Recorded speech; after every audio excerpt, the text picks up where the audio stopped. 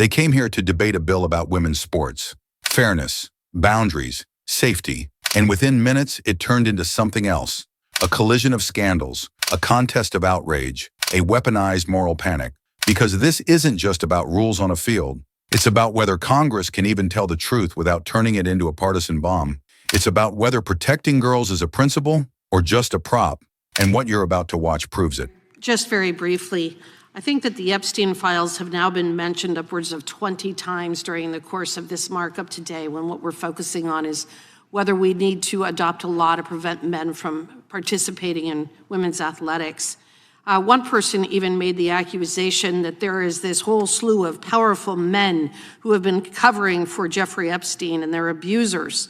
Well, you want to know who actually ran cover for Epstein? Who actually covered for the abuser? Do you want to know who actually protected Jeffrey Epstein? Well, her name is Stacey Plaskett, and she is a Democrat representative from the Virgin Islands. So if you want to go in and look at the Epstein files, why don't you go ahead and do a word search for Stacey Plaskett, representative from the Virgin Islands, the woman who was Jeffrey Epstein's fixer. So if you want to talk about powerful men covering for Epstein, I think Stacey Plaskett has something as well to answer for being Jeffrey Epstein's fixer. So I would start on that side of the aisle to determine what kind of work she was doing for Mr. Epstein, because we know that she was his fixer, and her name is in the Epstein files repeatedly. So I think that what we really need to focus on here is the bill at hand, which is whether men should be allowed to compete in women's sports. I think we need to get back and kind of focus what we're talking about here, and that's what it is. If you want to talk about Epstein, I think the first person we need to go to is Stacey Plaskett. If you want to talk about the issue at hand, let's focus on this. With that, I yield back. Gentlelady yields back. Further discussion? Mr. Raskin. Thank you very much, Mr. Chairman. And I rise in support of the gentlelady's amendment. Let me just respond immediately to what we just heard. Donald Trump was, by Jeffrey Epstein's own account, Jeffrey Epstein's closest friend for more than a decade. I'm happy to yield to the gentle lady from Wyoming if she chooses to deny that or has some evidence to rebuff that. Absolutely, absolutely. Oh, you don't accept any of the photographic? No evidence of that whatsoever. Have you ever seen a photograph of Jeffrey? Who was your attorney? I'm reclaiming my time, Ms. Hageman. Reclaiming my time, Ms. Hageman. Who was Epstein's attorney? I'm reclaiming my time. The committee will come to order. I'm very happy. Mr. Raskin controls the time. Mr. Raskin. There are tons of photographs of Jeffrey Epstein and Donald Trump, which the gentlelady apparently chooses not to see with her own eyes. There's lots of video. What's the last date of There's lots of video evidence of it. They were best friends for more than a decade. Okay? You will find a lot of stuff out. If you are hinging your case on the idea that Donald Trump didn't know Jeffrey Epstein, you are in for a very serious public collapse, if that's your argument, as this comes forward. That wasn't my you argument. Cannot compare. My argument is about Stacey Plaskett. Excuse me, I'd like my time restored, okay? The committee will be in order. Mr. Raskin controls the time, and he has not yielded. Mr. Raskin. Stacey Plaskett is barely a comma in the encyclopedia of Donald Trump's complicity and involvement with Jeffrey Epstein and his international human sex trafficking ring. Okay, and if you don't understand that and you don't believe it, then you've not done anything to familiarize yourself with the evidence, Ms. Hageman. I'm sorry.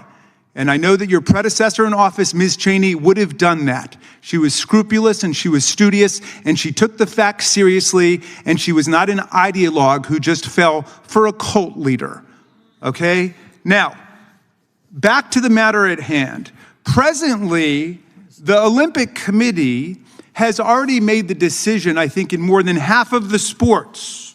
So it's already decided, for example, that with respect to boxing, with respect to rugby, with respect to swimming, with respect to tennis, and with respect to volleyball, as I understand it, that all of these are limited to the sex assigned at birth. That's already been decided. So we are intervening now as the United States Congress to make a decision about a miscellaneous category of a handful of other sports, which have not even been mentioned by our colleagues, which appear to still be open to transgender athletes. Here are the ones that I see them are skateboarding, skiing and snowboarding, table tennis, ping pong, and then ultimate frisbee. Now, perhaps someone over there can explain why, when American citizens are being shot in the face by federal agents and the entire heartland of the country is in an uproar because of Donald Trump's private paramilitary army that nobody on the other side seems to want to talk about, we should be talking about whether or not transgender girls or women should be able to participate in ultimate frisbee competitions. Because that's really what we're talking about today. But they sure would much rather be talking about that than anything else. They don't want to talk about what's really in the Epstein files. I'm surprised, I'm stunned, I'm astonished, I'm flabbergasted by Ms. Hageman, who seems to go way beyond anything else I've heard from other Republicans. She seems to be in open denial that Donald Trump and Melania Trump had anything to do with Jeffrey Epstein. That's astonishing to me. I think she's setting herself for a huge public relations fall by going that far. Oh, here's some photographs, Ms. Hageman. How do you see about those? Do you think those are created by artificial intelligence?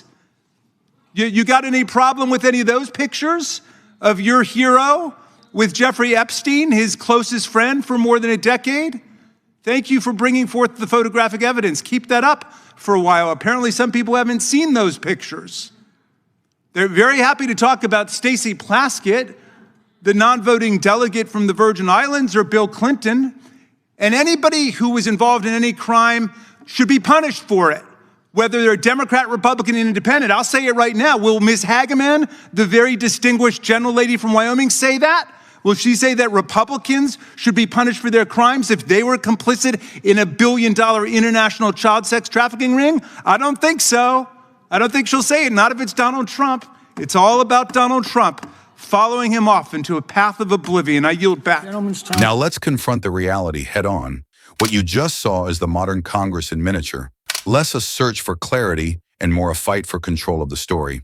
One side says, stop derailing this. Focus on whether men should compete in women's sports. And whether you agree with every word or not, that's a real question with real consequences. Girls train for years. Scholarships, records, safety, privacy. Those aren't talking points. Those are lives. But notice what happens the moment that line is drawn. It's not answered. It's attacked. Instead of debating the core principle, biological boundaries in a protected category, you watch the debate get hijacked by something radioactive. Epstein, not to deliver justice, not to name verified facts, not to protect victims, but to create a moral smokescreen so thick that nobody has to answer the actual question on the table. And then, because politics is addicted to escalation, another accusation drops, and suddenly the hearing becomes a loyalty test. Who will say what about Trump? Who will say what about Democrats? Who will say what about photos, friendships, proximity, guilt by association? But here's what's missing, the part they avoid. Where is the disciplined demand for evidence?